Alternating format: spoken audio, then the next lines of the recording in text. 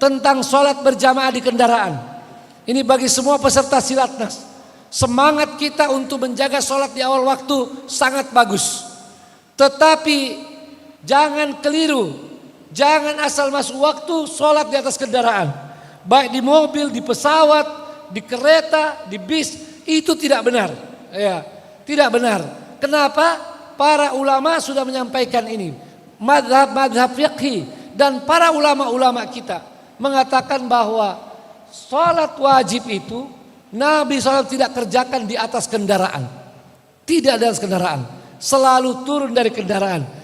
Kapan boleh di atas kendaraan? Kalau sudah emergensi.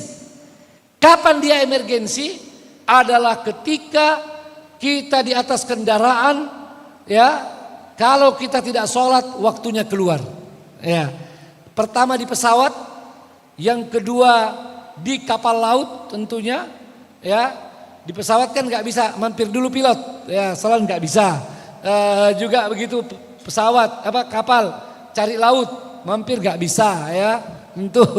Nah, kemudian juga di kereta api, di bis, kalau memang benar-benar tidak ada jalan, kalau tidak jalan.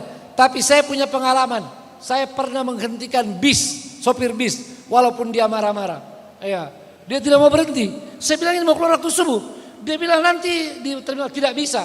Saya bilang orang kalau mau kebelet pip kencing, kau berhenti atau tidak? Ya.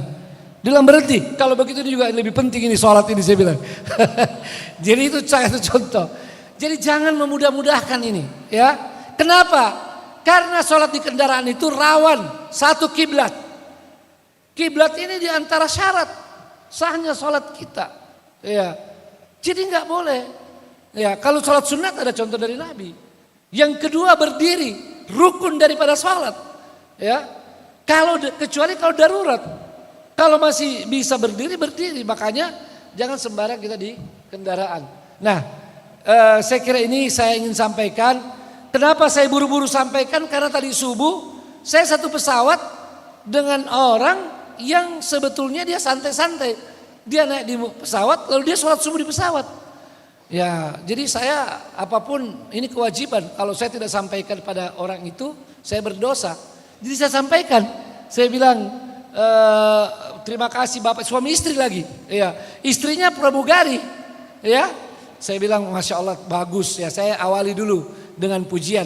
Ini terutama kalau anak-anak kita sampaikan juga begitu. Ini menjaga sholat alhamdulillah. Tapi sholat di kendaraan ini hanya untuk emergensi. Sholat wajib. Oh terima kasih Pak Ustadz. Jadi saya sampaikan, kalau tidak emergensi, sholatlah di darat, ya, jangan di atas pesawat. Bahkan saya pernah mengalami dengan orang Arab, ya, dengan orang Arab ini. Jadi baru terbang pesawat dari Jeddah menuju Doha, Qatar, yang cuma 2 jam, perjalanan 2 jam.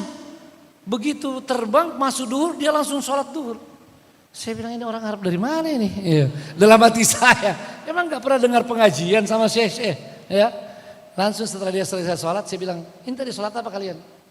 Dia bilang sholat duhur. Kok kenapa sholat duhur? Ya, dia jamak lagi dengan asar. Ya. Saya bilang, satu, ini kita sampai ke Doha, itu duhur masih ada. Pun kalau keluar masih bisa dijamak. Terus kemudian ini nyata-nyata kiblat ini di belakang Anda ini. Kan kalau dari Jeddah kan pasti membelakangi Ka'bah. Gimana? Dia bilang banyak yang begitu. Bukan masalah banyaknya ini benar atau tidak. Iya. Begitu saya agak keras, dia bilang, anta mu'assib. Dia bilang, enggak emosi. Saya bilang, iya karena anda ngotot. Saya bilang, saya ini alumni Medina. Saya bilang, ya kadang-kadang saya terpaksa mengenalkan diri. Ya, kadang-kadang begitu. Kadang-kadang kalau di musola juga ada yang mengotot jadi imam. Saya bilang, maaf Pak, saya dari MUI. Iya. Iya. Jadi biasa saya persilahkan orang karena dia ngotot orang tua, ternyata bacaannya astagfirullah. Mulai itu saya tidak mau lagi. Ya. Pernah satu ketika di bandara di Kuala Lumpur, ya, ada orang sudah siap-siap mau jadi imam. Tapi dalam hati saya ini jangan-jangan lagi bacaan yang salah-salah. Jadi saya azan, saya qomat, saya imam. Saya sengaja tidak bergeser dari tempat depan. Saya lihat dia bilang sama temannya, dia juga jadi imam. Dalam hatiku biar Tommy. Ya.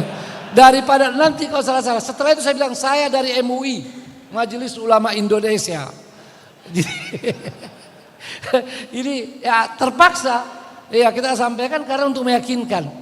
Jadi ini sholat ini ya saya dahulukan daripada kisah-kisah yang saya bisa ceritakan nanti di Mukarnas atau di Muktamar tentang kisah-kisah dakwah yang luar biasa yang tadi saya baca waktu saya di pesawat. Saya ingin sampaikan tapi insya Allah waktu lain.